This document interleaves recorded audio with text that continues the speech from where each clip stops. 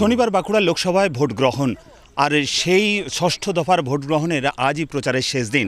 প্রচারের শেষ দিনে বাঁকুড়া লোকসভায় প্রচারে এসে নিজের স্বাভাবিক নিত্যদিনের যে জীবনচর্যা সেই জীবনচর্যায় বদল আনলেন না দিলীপ ঘোষ।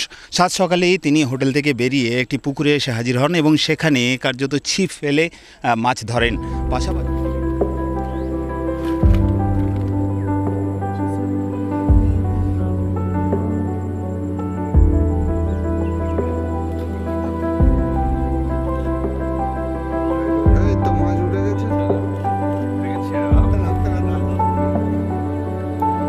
সব কিছু সময় আলাদা আছে। যারা সময় বিভাজন করতে পারেন, টাইম ম্যানেজমেন্ট করতে পারেন, তাদের জন্য খুব ব্যস্ততা থাকে।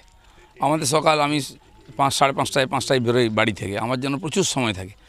সকালবেলা আমি হাঁটাচলা করি, ব্যায়াম করি, কিছু মাছ ধরি। লোক যখন ওঠে আমার অর্ধেক কাজ হয়ে যায়। আজ 9টা থেকে আমাদের প্রচার শুরু হবে। সকালবেলা আমরা বেরিয়েছি হাঁটতে, এখানে পুকুরে মাছ ধরতে এসেছি সবাইকে নিয়ে। পলিটিক্যাল তো প্রচার আছে, আজকে শেষ প্রচার, বেরোবো একটু পরে প্রচারে। শুনুন, আমাকে অনেকেই নকল করে। মমতা ব্যানার্জিও চা চক্র করেন আমাকে দেখে। আমার ওখানে প্রার্থী কীর্তি আজাদ ছিলেন, চা চক্র করতে গেছেন। কিন্তু প্রত্যেকের একটা নিজস্ব ব্র্যান্ড থাকে, তার একটা উদ্দেশ্য থাকে। অনুকরণ করে তো বেশি দিন রাজনীতিতে থাকা যায় না।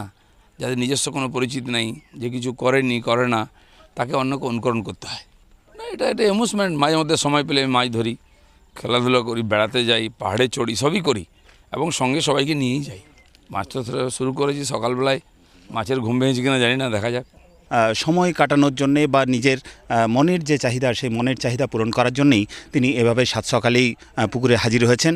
পাশাপাশি তার যেটা দাবি যে তার এই যে জীবনচর্যা সেই জীবনচর্যা নকল করছে বিভিন্ন রাজনৈতিক দল, বিরোধী দলগুলি। অন্তত দিলীপ ঘোষের তরফ থেকে তেমনটাই দাবি করা হচ্ছে। বাঁকুড়া